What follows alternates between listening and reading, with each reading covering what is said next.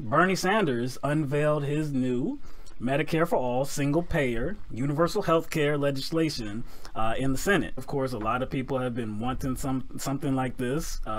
Actually, if you take a look at the surveys, nationwide, more people are in favor of single-payer universal health care than they are of Obamacare or doing away with Obamacare, because the Republican plan is a mess. It's not a plan. Yes, it's not even a plan. It's not a plan. And see, and they know that. And so, like, when they poll people, yes, people are in favor of single payer. Right. But they said when they kind of change the questions and how they're framed, that's when support tapers off. Like, like, how would you like it if government was more involved? Right. Everybody's like, oh no, exactly. Because people are scared. Big brother. Exactly. Or like higher taxes. Right. And so they scare people off. And with just the principle of raising taxes, even though it may positively benefit you in the long run. In the long run, this is why put more money in your pocket. Actually, yeah, and this is why Mitch McConnell tweeted, "The left is demanding an actual government takeover of healthcare." And I'm like, see, because he knows how people respond based on how things are put forth with this issue. You know what I'm saying? Yeah, but hey, who pays for his healthcare? Who pays for Mitch McConnell's healthcare? A government takeover of healthcare. I wonder, where does Mitch McConnell take his? Will get his healthcare from? I'm trying. I can't think. I really can't even. Yeah, exactly. We need that music right now. I didn't preload it. Oh, that's what we need right now. So it's okay. It's okay for these congressmen. They're actually on the best government health care there is. But for the people, he's trying to scare them to think that, like, it's almost like he's trying to make it like like government takeover of healthcare is like it's going to be Al Franken performing pap smears and shit. You know what I'm saying? Or like Nancy Pelosi giving you I'm seeing like a prostate exam. I'm seeing like Godzilla, dog. Like that's the way he's building it. Well, most people, a lot of people see Nancy Pelosi as Godzilla. The bill starts by sweetening the pot for seniors who may be wary about welcoming the rest of the country into their warm pool. It eliminates copays and deductions except for name brand drugs when generics are available, and adds dental, vision, and hearing aid coverage to Medicare. Huge benefits that have long been a goal of public health advocates. At the same time, people up to the age of 18 would be eligible for coverage in the first year. In year 2, the eligibility age of 65 would be lowered to 45. The next year, it would drop again to 35. In year 4, the age restrictions would be eliminated. It would also repeal the Hyde Amendment. So that's the amendment that right now it prohibits federal funds from going towards abortion. So that's that's pretty progressive.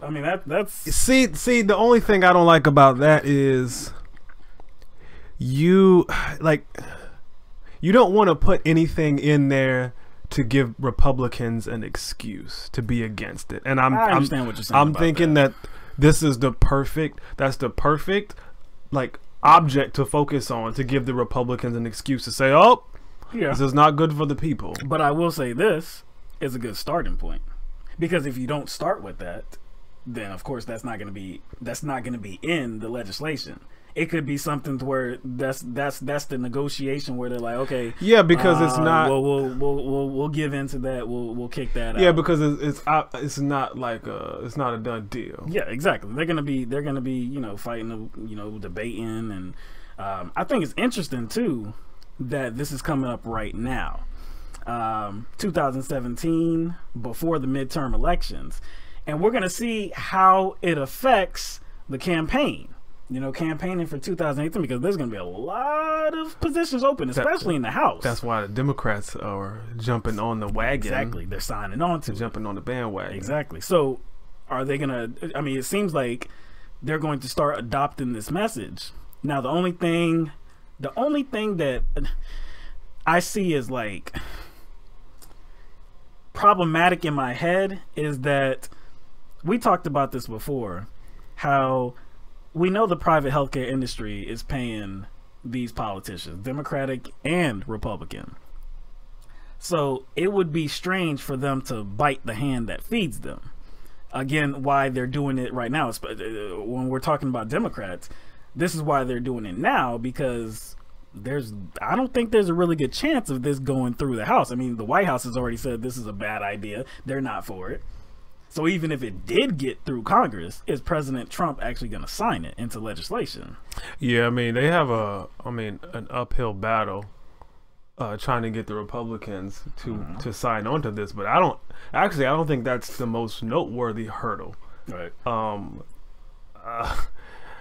To me, the fact that the Democratic leadership, Nancy Pelosi and Chuck Schumer, are actually not down for this is kind of weird. They've been a little evasive on the subject. And yeah, because before they were like, it was like they were firmly against it. Yeah, but they were firmly, they've been firmly against it. But now they're kind of like, I think Schumer was like, well, it should be on the table. Yeah, Schumer says it should be on the table. Pelosi is like framing it in a way that I guess this push for Medicare for All it would be a knock on Obama's legacy. Right.